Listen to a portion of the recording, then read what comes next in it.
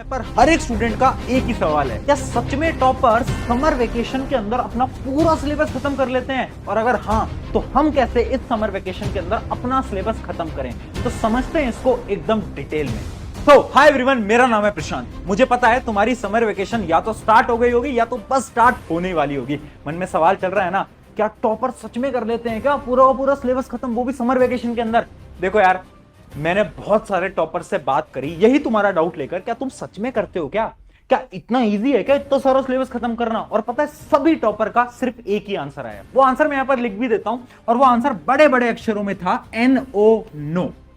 यानी हर एक टॉपर ने बोला कि हम समर वेकेशन के अंदर अपना सिलेबस खत्म नहीं कर सकते, और वो चीज पॉसिबल भी नहीं है। तो मैंने आखिर पूछा उनसे, फिर करते क्या हो समर वेकेशन के अंदर, समर वेकेशन का यूटिलाइज कैसे करते हो? तो उन्होंने मुझे बताया कुछ 5 सिंपल स्टेप्स, जो कि मैं तुम्हें एक एक करके बताने वाला हूं। पर उससे पहले आप अभी वीडियो पॉज करके कमेंट में आपकी समर वेकेशन कब स्टार्ट होने वाली है और कब खत्म होगी, वो डेट्स, दोनों की दोनों डेट्स जरूर लिख देना। चलिए अब स्टार्ट करते हैं, एक एक करके आपको मैं वही 5 स्टेप बताता हूं। सबसे पहला स्टेप क्या था? Make weak subject strong. हर एक टॉपर ने पता है क्या बोला कि इस समय पर ना हम अपने वीक सब्जेक्ट्स को स्ट्रॉन्ग बनाते हैं। एक सिंपल सी स्टोरी बताता हूं। एक स्टूडेंट था जिसकी क्लास 9th में ना साइंस बहुत ज्यादा वीक थी, है ना, और वो 10th में आ गया था। अब 10th में क्या आया, उसकी समर वेकेशन स्टार्ट हो गई। उस समर वेकेशन यानी उस 1.5 से 2 महीने के अंदर उसने अपनी साइंस पे काम करना स्टार्ट करा, यानी उसने अपनी साइंस पढ़ना स्टार्ट करा।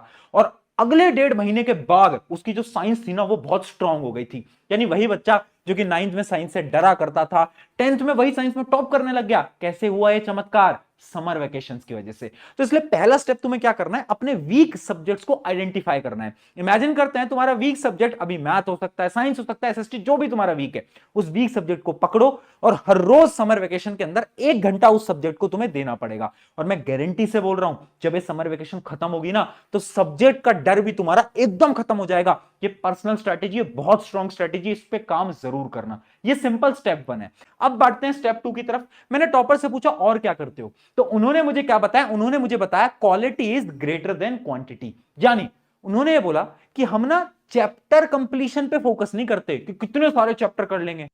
असली टॉपर चैप्टर कंप्लीट नहीं कर रहा है। असली टॉपर जो है ना, वो हर एक चैप्टर को पता है कैसे पढ़ रहा है। सबसे पहले उसके लेक्चर देख रहा है, ठीक है, उसके बाद उसकी एनसीईआरटी लगा रहा है, एनसीईआरटी के बाद उसकी क्वेश्चन प्रैक्टिस कर रहा है, क्वेश्चन प्रैक्टिस के बाद और किताबों से उसकी क्वेश्चन प्रैक्टिस कर रहा है। यानी एक सिंपल स्टेप है, सबसे पहले तुम लेक्चर देखने वाले हो, फिर तुम एनसीईआरटी करने वाले हो, एनसीईआरटी के बाद तुम कुछ क्वेश्चन प्रैक्टिस करोगे, और फिर या तो तुम नोट्स वगैरह या फिर कुछ भी रिवीजन के लिए कुछ तुम बनाओगे। यानी हर एक टॉपर ने बोला कि हम जितने भी चैप्टर पढ़ पाए ना, इमेजिन करो मैं समर वेकेशन के अंदर मैथ के सिर्फ 4 ही चैप्टर पढ़ पाया, पर वो जो 4 चैप्टर थे ना, वो मैंने इतने स्ट्रॉन्ग कर लिए ना कि अगर उन 4 चैप्टर से कोई भी सवाल उठ के आ जाए, मैं 2 मिनट में कर दूंगा। यही स्ट्रैटेजी होती है टॉपर्स की। यानी तुम्हें क्या करना है, तुम्हें पूरे के पूरे रिसोर्सेज को यूटिलाइज करना है, काम पे लगाना है। आगे समझ में? यानी क्वालिटी से काम करो। ये मत देखो कि मेरे दोस्त ने तो ना भैया 10 चैप्टर कंप्लीट करे थे, मैं भी 10 करूंगा। अरे छोड़ो दोस्त को, क्या करना है, तुम सिर्फ 4 चैप्टर करो, पर उन 4 चैप्टर को ऐसे करो ना कि बोर्ड में आ गया ना सवाल, तो तुम 2 मिनट के अंदर सॉल्व कर दो।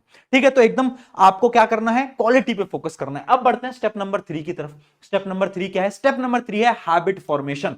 और ये चीज ना इतनी इंपॉर्टेंट है जितना तुम सोच भी नहीं सकते। तुम्हें ऐसा लगता है ना कि क्या हो गया भैया, 1.5 महीने की छुट्टी है, एंजॉय कर लेंगे और उसके बाद पढ़ लेंगे, क्या फर्क पड़ रहा है, समर वेकेशन तो एंजॉय करने के लिए। देखो एक बहुत बड़ा एग्जांपल मैं तुम्हें बताता हूं। इमेजिन करो तुम पूरे 1.5 से 2 महीने नहीं पढ़ते, ठीक है, समर वेकेशन खत्म हो गई। समर वेकेशन खत्म होने के 1 से 2 महीने के बाद तुम्हारे हाफ ईयरली एग्जाम स्टार्ट होने वाले हैं। अब हाफ ईयरली एग्जाम में बहुत सारा सिलेबस है, तुम्हें डेली मिनिमम 2 से 3 घंटे पढ़ना पड़ेगा, तभी तुम हाफ ईयरली सिलेबस को कवर कर पाओगे। क्या तुम्हारे लिए पॉसिबल है कि तुम अचानक से 2 से 3 घंटे पढ़ने लग जाओ? नहीं है प्रैक्टिकली पॉसिबल, बिल्कुल पॉसिबल नहीं है। और इसलिए मैं बोलता हूं हैबिट फॉर्मेशन बहुत इंपॉर्टेंट है। सबसे बड़ी गलती क्या है ना, हम पूरी समर वेकेशन क्या कर रहे हैं, हम 0 घंटे पढ़ाई कर रहे हैं, और अचानक से हम सोचते हैं कि अब तो भैया हम ना 2-3 घंटे पढ़ना स्टार्ट कर देंगे। क्या ये चीज पॉसिबल है? नहीं है। हैबिट फॉर्मेशन समर वेकेशन में तुम्हें लगानी पड़ेगी। कैसे? मान लो पढ़ने में मन नहीं लगता मेरा, मैं क्या करूंगा, समर वेकेशन है, 1.5 से 2 महीने स्कूल भी नहीं है, मैं क्या करूंगा, मैं बस डेली 1 घंटा पढ़ने की, 1 घंटे सेल्फ स्टडी से स्टार्ट करूंगा। फिर मैं क्या करूंगा, 5-6 दिन बाद इस 1 घंटे को यार 1.5 घंटे में कन्वर्ट करने की कोशिश करूंगा। ठीक है, फिर इस 1.5 घंटे को मैं क्या करूंगा, 2 घंटे में कन्वर्ट करने की कोशिश करूंगा। फिर इस 2 घंटे को ना मैं 2.5 घंटे के अंदर कन्वर्ट करने की कोशिश करूंगा। बस अब क्या होगा जब तुम्हारी समर वेकेशन खत्म हो गई, तुम्हें आदत है मेहनत करने की यानी पढ़ाई करने की, क्योंकि तुमने पूरी हैबिट बना ली है। अब जब तुम्हारी हैबिट बन गई है ना, तो तुम जब समर वेकेशन के बाद स्कूल जाओगे तो तुम आराम से 2 से 2.5 घंटे बैठ के पढ़ाई कर रहे होगे। और यही गेम चेंजर है, मैं बता रहा हूं। मैंने बहुत सारे ऐसे बच्चों को देखा जो कि समर वेकेशन की वजह से अपने एग्जाम्स को खराब कर देते हैं क्लास 9th और क्लास 10th के अंदर, जबकि वो बच्चे जो कि एवरेज थे समर वेकेशन से पहले, वो समर वेकेशन में हैबिट बनाते हैं और मार्क्स लेकर आते हैं। तो हैबिट फॉर्मेशन बहुत इंपॉर्टेंट है। अब बढ़ते हैं स्टेप नंबर 4 की तरफ। वो क्या है? स्टेप नंबर 4 है फेक पढ़ाई मत करना। मैं बहुत ऑनेस्टली बताता हूं, मैं तुम्हारी जब उम्र में था ना, तो पेरेंट्स का प्रेशर होता है कि समर वेकेशन है, पढ़ाई करो पढ़ाई करो। मेरे पे भी था, तो मैं ना फेक पढ़ाई करता था। फेक पढ़ाई क्या होती है तुम मुझे कमेंट में बताना, तुम भी करते हो क्या? किताब लेके हम बैठे हुए हैं, है ना, लैपटॉप या फिर खोल रखा है, और बस हम एक्टिंग कर रहे हैं, हम कुछ नहीं कर रहे, है ना। बगल में हम बैठ के चाहे मोबाइल चला रहे होंगे, कुछ भी कर रहे होंगे, पापा मम्मी रूम में आ रहे हैं तो थोड़ी बहुत पढ़ाई करके दिखा दी, उसको हम बोलते हैं फेक पढ़ाई। ये मैं बहुत किया करता था। मैं आज के समय पर एकदम ऑनेस्टली बोल रहा हूं, अगर तुम भी ये कर रहे हो ना, बंद कर दो। या तो बिल्कुल पढ़ाई मत करो, है ना। अगर कर रहे हो, चाहे 1 घंटा पढ़ाई कर रहे हो ना, उसमें एकदम फोकस से पढ़ाई करना है, यानी उसके अंदर mobile phone, Insta reel, YouTube shorts कुछ भी नहीं है, सब अलग है।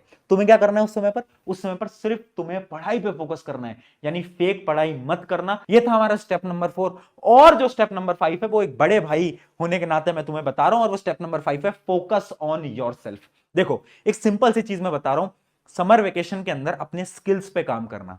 पढ़ाई करोगे, थोड़ी बहुत पढ़ाई करनी है, ज्यादा तो करने को बोल भी नहीं रहा हूं। अपने स्किल्स पे जरूर काम करना। ऐसा नहीं है कि पूरे दिन भर बैठ के तुम फ्री फायर, पबजी, अरे आजा आजा रैंक पुश करेंगे, अरे दोस्त आजा एक बार रैंक पुश कर लेते हैं, वो सब नहीं करना है हमें, है ना। थोड़ा बहुत गेमिंग भी करेंगे चलेगा, है ना, डेली आधा 1 घंटा 1.5 घंटा ठीक है, पर पूरा दिन वहां पर तुम्हें यूटिलाइज नहीं करना है। क्या करना है तुम्हें? एक नए स्किल पे काम करना है। मान लो तुम्हें पेंटिंग पसंद है, पेंटिंग करो यार। तुम्हें आर्ट्स पसंद है, कुछ आर्ट्स में करो। मैंने अपने समर वेकेशन में बहुत सारे स्पोर्ट्स करे थे, जैसे कि बास्केटबॉल खेलना मुझे आता है, मैं टेबल टेनिस मुझे खेलना आता है, फुटबॉल मुझे खेलना आता है। मैंने सारे स्पोर्ट्स सीखे हुए हैं, स्विमिंग मैंने सीखी हुई है अपनी समर वेकेशन के अंदर।